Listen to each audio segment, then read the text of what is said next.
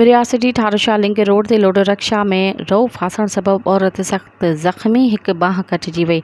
बिरयासिटी वासण मसमात साजिदा सोलंगी मासूम ॿारड़नि सां गॾु लोडर रक्षा में सवार थी ठारूशाह वञी रही हुई त ओचितो औरत जो रओ लोडर रक्षा जे चेन में फासी पियो। रओ फासण सबब औरत हलंदड़ रक्षा मां हेठि किरंदे ई सख़्त ज़ख़्मी थी पई ऐं संदसि थॾे ते ई हिकु बांह कटिजी वई।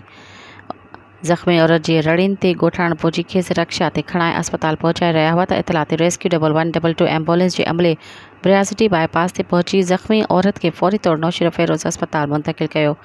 डॉक्टरनि पारां ज़ख़्मी औरत खे फ़ौरन ते ॿी इमदाद ॾियण बाद खेसि ॻणिती जोगी हालत में नवाबशाह अस्पताल रेफर करे छॾियो। मज़ीद ख़बरनि ऐं तफ़सीलात लाइ विज़िट कयो असांजी वेबसाइट www.awamiNewsHD.com ऐं ॾिसंदा रहो अवामी न्यूज़ HD।